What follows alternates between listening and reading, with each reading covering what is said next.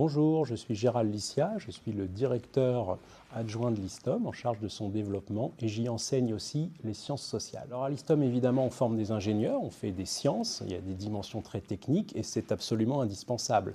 Si une rivière est polluée, si la biodiversité est menacée, c'est la science qui le dit, c'est la science qui le démontre. Les sciences toutes seules, à notre avis, ne sont pas suffisantes. Il faut tenir compte du point de vue des acteurs, de ceux qui vivent les conséquences de l'érosion de la biodiversité. Quand on fait des sciences sociales, on s'aperçoit que la façon dont, de notre point de vue scientifique et technique, on pense les problèmes, ce n'est pas du tout la façon dont les acteurs pensent les problèmes depuis leur vécu.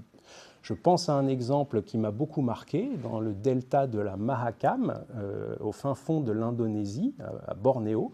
On avait un delta qui avait perdu 80% de ses arbres, de sa mangrove, et du point de vue de l'ingénieur ISTOM, il était évident qu'il fallait replanter des palétuviers. Ça avait du sens agronomiquement pour les services rendus aux écosystèmes, ça avait aussi du sens économiquement pour ceux qui pourraient replanter des palétuviers.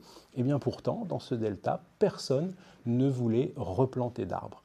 Et bien sûr, les acteurs, ils avaient des bonnes raisons de faire ce qu'ils faisaient. Donc tout ça, ça nécessite d'être compris, ça nécessite d'avoir une vision des rapports de force entre les groupes sociaux, d'avoir une compréhension des stratégies, des marges de manœuvre de tous ces acteurs. Et les sciences sociales permettent de faire ça. Notre point de vue sur l'innovation. Bien sûr, les ingénieurs doivent proposer des innovations et à l'ISTOM, on apprend à en concevoir. L'innovation, c'est d'abord quelque chose de technique, de scientifique, mais le monde est peuplé d'innovations qui n'ont pas fonctionné, tout simplement parce que dans les diagnostics préalables à la diffusion de ces innovations, les sciences sociales avaient été un peu trop écartées ou pas assez prises en compte.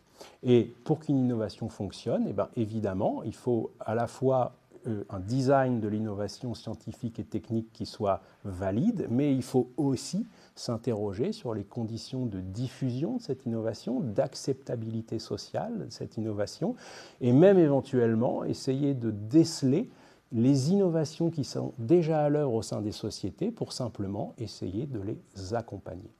Autrement dit, à l'ISTOM, on apprend qu'un fait technique, c'est aussi un fait social.